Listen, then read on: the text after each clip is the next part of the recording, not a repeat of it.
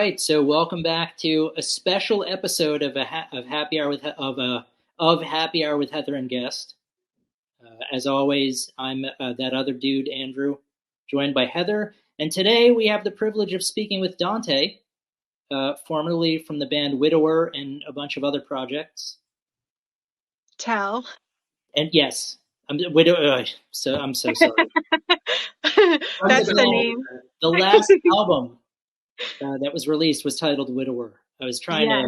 trying my best not to mess that up, and there you go. It would have happened to me. Gotcha. Well, I appreciate that. So yeah, last week, it was last week, right? Yes, it was last week. No, 2 weeks ago. 2 weeks ago, yes, 2 weeks ago. Last week we talked Oral Layer. 2 weeks ago we discussed the album Widower from your former project TEL, and there were a lot of ruminations and questions, and you were kind enough to suggest that you'd be happy to come on the show and answer any questions or just talk about the experience. Yeah, for sure. It's one of those things that there have been a decent handful of people wanting to know more about the story behind like the band and the album, and it has been such a whirlwind this past year that I haven't really had the time to do a whole lot with it, I suppose. But with it finally being out there and being available for streaming, it was like, you know what, I need to. People are wanting to know, I may as well. Like, it deserves to be talked about. Gotcha. Well, one thing I really like about the music is it has substance. Thank you. And, music has the ability to help us process difficult emotions. And your song Satiate is a hauntingly beautiful song it seems to be about childhood trauma. Yeah. And that's something that I can relate to personally. So I was wondering if you felt comfortable, if you could tell us more about how that song came to be. Yeah, I'd be happy to. So for context, all of the material that was written for this particular album was written throughout the pandemic. I was living with the guitarist Michael for 2 years. We lived together from, I want to say, June of 2020 to August of 2022. And basically, I mean, we had material that we were writing for the album before then as well, but when we were in lockdown, that was what we did. We would just huddle up in a room together, write melodies, write song structures, and just flesh out the songs from there.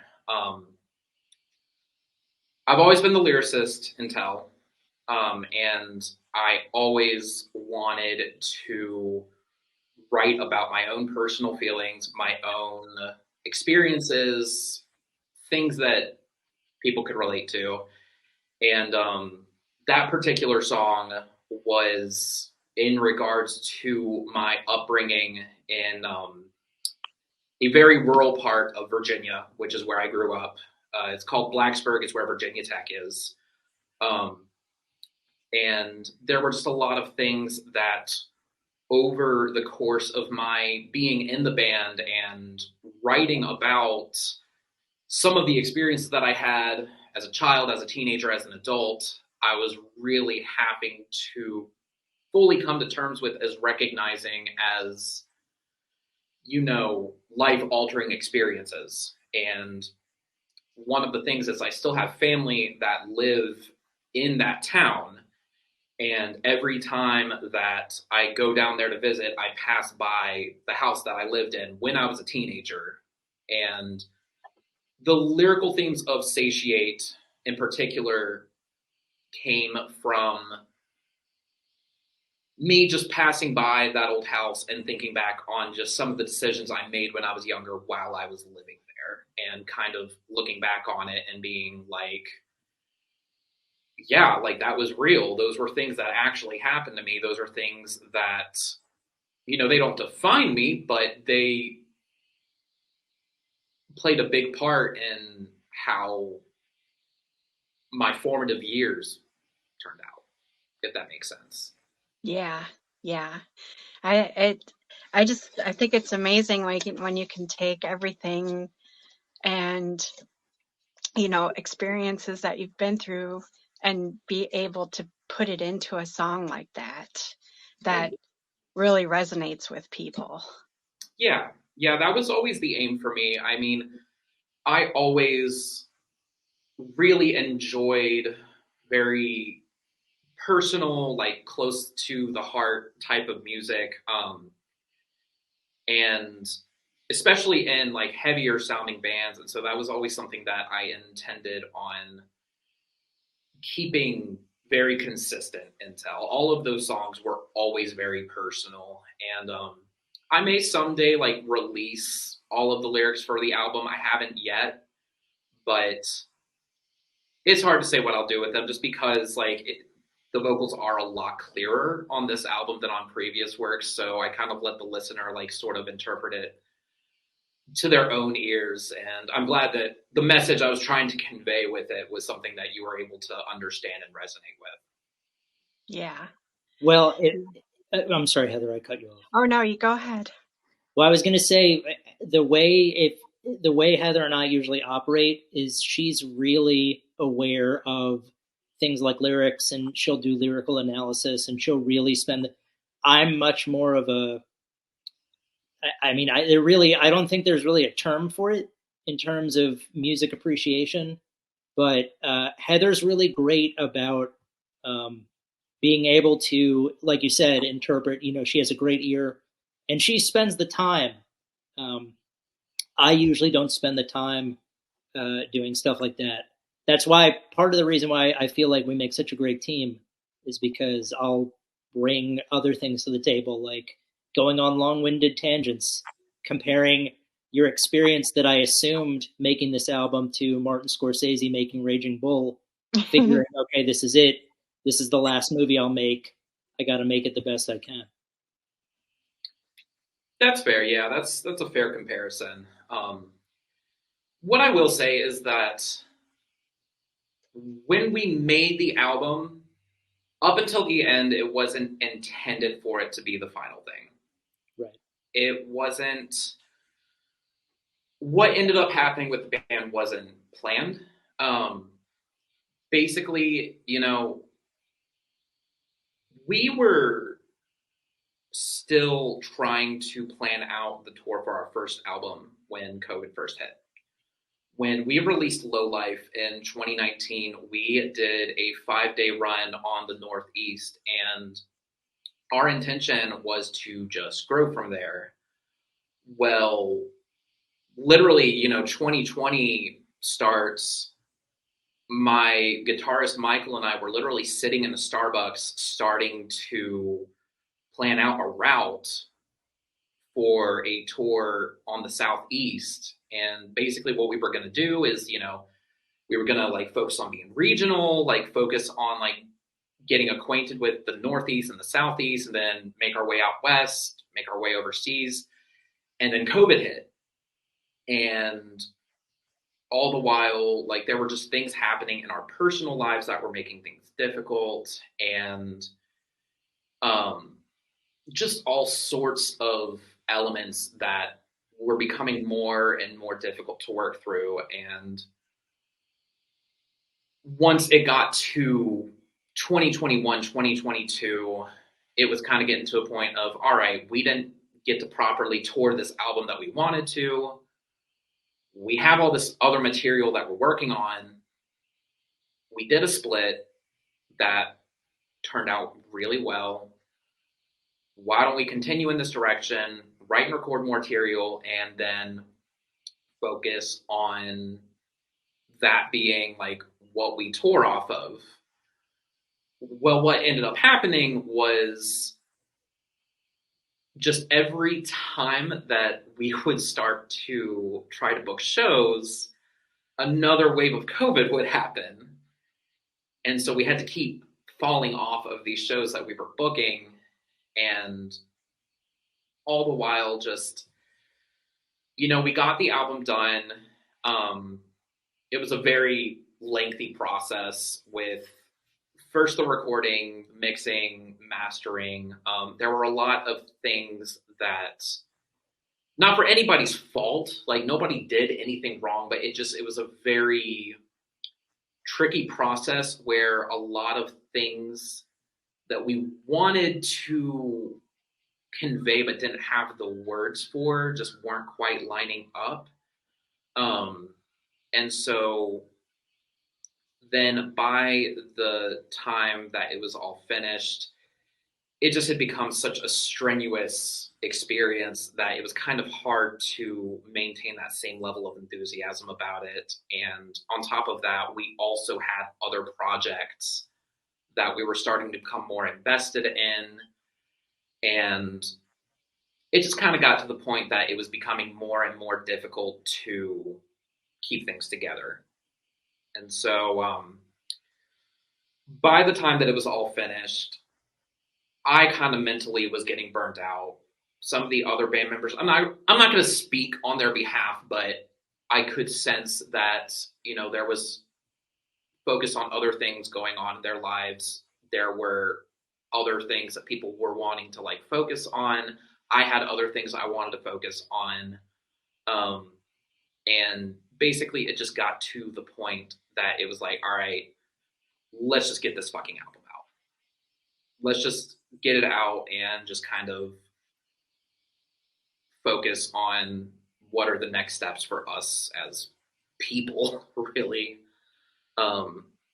And I knew that at that point for me that it just wasn't going to be the band that I was meant to continue in. And so at this point, all the members, like we all have other projects that we're either active in or are working on. And we're all on good terms. We all still talk to each other, some more than others, but everything's cool. It got to the point that over the course of getting the album done, over the course of a pandemic, going through whatever personal shit we had going on in our own lives, and then just, the pressure that comes with trying to promote an album, trying to book shows, trying to, network, maintain social media, while also, having our own daily lives, working, having our own relationships, having our own friendships, like focusing on paying our bills. It was a lot. It was a lot. And in hindsight, I think that's something that is very like indicative in the music itself. It's not supposed to be happy music. It's stressed out. It's dark. It's brooding. And so I think a lot of, at least what I felt over the course of writing that album, was very prevalent in the music. So that's kind of how that all came about. I was like, if we're going to be putting this album out and like, we're not going to be touring, we're not really going to be like continuing together. It's like, all right, well then it's going to be one of those cult, like one-off albums like Disembowelment or Winter did like back in the 90s. Just get that shit out there, and maybe 20 years from now somebody will like beg us to put it on vinyl and it'll blow up from there. Who knows? Well, I think I really, really think you're a great vocalist. And I was hoping that you were going to continue on with music in some capacity. So I'm glad to hear that you're working on other projects. Yeah, for sure. No matter what happens, no matter where I live, what job I have, I'm always going to be singing and I'm always going to be making music in some sort of project. You know, whether we play live, whether we release full albums, I'm going to be doing it. And I think a lot of where I'm starting to lean towards now musically, I was starting to bring more into TEL on that second album. I wanted to incorporate a lot of influences from like shoegaze and gothic rock and dark wave and things like that. And I think there's a little bit of that in the mix. And that's more the kind of direction that I was wanting to lean towards as a musician. And I have two projects in the works right now that are going to be more along those lines. One that's a little bit heavier, one that's a little bit more laid back. And I feel as though where I was starting to take things in that particular band is a pretty good indicator of what that's going to sound like for me in the future. Yeah, I love the mixture of doom and shoegaze, doomgaze. Yeah. That's that's one of my favorite genres of doom. They finally made it an official genre tag on rateyourmusic.com, and a lot of people have been happy about that, myself included. Yeah, that's great. Yeah, well, that sounds awesome. I can't wait to hear it when it comes out. Yeah, for sure.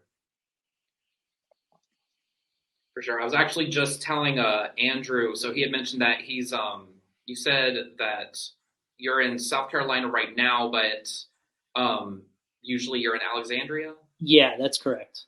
I was telling him just a little bit ago that one of the bands that I'm playing in now, we actually all meet up in Arlington, like just right outside of DC. So that's one thing that I'm very excited to start talking about a little bit more, like once we have the material all mixed and mastered to be released.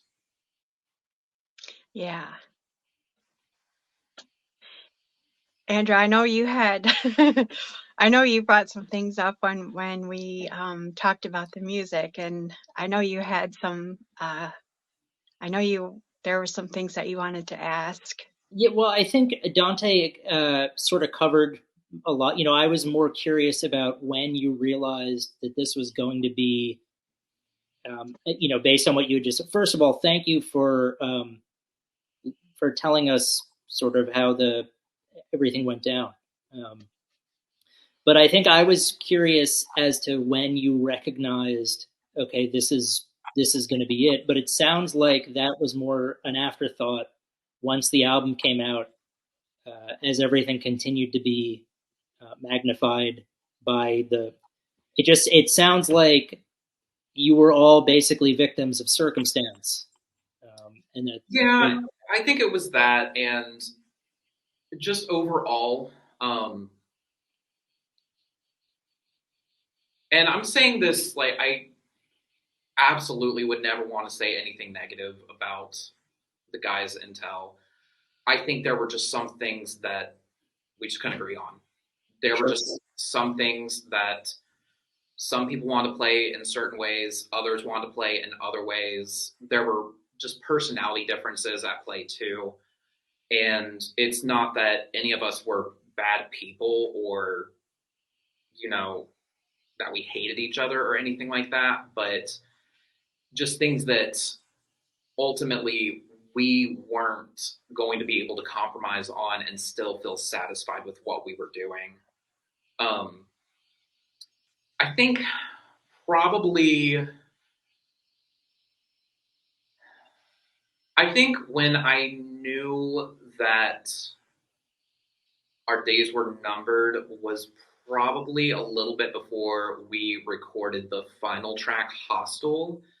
So there's actually a little bit of a backstory behind that particular track too. So we had recorded that song in the studio in Louisville, Kentucky, where we recorded the first 6 songs of the album. And we were running out of time. We were on the final night of the 4 days that we had booked at the studio. I was in a rush to lay down all the vocals. We weren't even close to finished. And during the blast beat part of that song, I was trying to lay the vocals over, and I realized that things weren't syncing up. Like, basically, the rhythm was off, and it was one of those things that the only way to properly remedy it would have been to redo it. And we just didn't have that time. And with A, Kentucky being hours away from Richmond, Virginia, and B, paying the studio hundreds of dollars a day, it just wasn't going to be an option to fix it that night or to re-record it the next day. So originally it was going to be cut and redone for like a split or a single in the future. Well, then when we were mastering the album, we come to find out, hypothetically, if we were to put this on vinyl, just the 6 tracks alone would have been 3 sides of a double LP. And so it was like, all right, well, we've been mixing and adding all these other parts at this other studio here in Richmond. If we want this to be done on vinyl, we're going to have one final track. We have this other song. Let's just go ahead and re-record it with our new drummer who had joined us just maybe a few months prior to then. And so we ended up re-recording that song for the album, the final song, Hostile, with this new drummer. And I think we actually got a much better recording out of it because at that point, I personally was really burnt out. There was some unspoken tension in the air. There were just a lot of like, I was basically 1 foot out the door at that point. And it was like, with how angry and aggressive of a song that was, it actually felt like a really good ending for the band as a whole. So I would say I kind of felt as though we were getting close to the end just a little bit before recording that track. And so I think that's one reason why that song is a particularly stark contrast to the more melodic songs on the album. It was always going to be a heavier song, but I think in context and with us re-recording it, it became way more intense than it was in the beginning. Yeah. Well, I hope it does get released on vinyl someday. I have your other record. So I can't speak so much on vinyl for right now. I am in talks with a friend of mine of doing some limited cassettes. I don't have like a date on that just yet, but I do want to do at least some limited physical copies just for the people that really want it. For me, it's always been sort of a supply and demand sort of thing. It's like, if people are asking for it, like I'll get it put out there. With our first album, it was a little bit different because we were signed to Aural Music. And then with our split, we ended up going through like a smaller label that's run by a friend of ours. And so we ended up doing limited CDs and cassettes on that.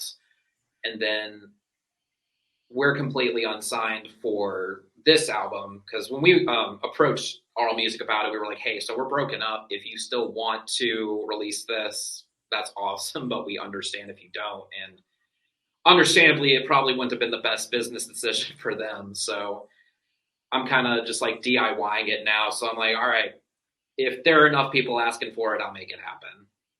So who knows? It might happen eventually. Yeah. Yeah. I think it's also, I don't remember if I brought this up when we talked about TEL, but I remember there was a documentary called Hired Gun with Alice Cooper's being interviewed, and he talked about when he looks for people to be in a band with, he says everyone can shred, anyone can play, but who are you going to want to spend 22 hours with on a bus, and know that they're not going to eat your peanut butter and jelly sandwich that has your name on it? So I think a lot of times people forget that trying to make a band work is, obviously there's a percentage of musicianship and being able to write songs well together or mixing and, but there's so much more that goes into even what you just spoke about. Like, we're spending time trying to book shows and we're trying to do this, and we have our own lives. We're working day jobs. I think people tend to fall in love with the romantic aspect of playing live and coming up with melodies that they sort of sleep on. So I'm really grateful to you for talking about kind of 100% of everything. Yeah, for sure. And I have to really say my absolute blessings to the guitarist Michael. So like I said, he and I lived together for a few years.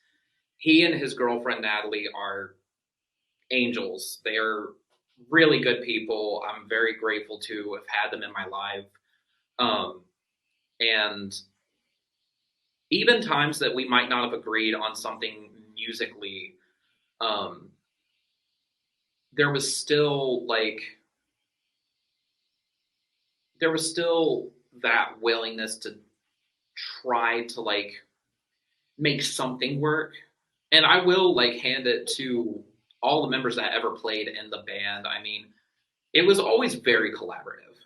There was never a point where it was one person dictating everything. And I will say that's something I appreciated about the band, because as someone who primarily is a singer, it's always been important to me that I was always given the liberty to also contribute to songwriting as well. Because, you have a lot of bands that the singer will just focus on vocal melodies and lyrics, whereas I like to write songs too. I mean, I play piano, I can play bass, I play a little bit of guitar. I like to compose as well. And I do commend the other band members that was something that I was always able to have with them. They always were willing to at least give my ideas a shot. And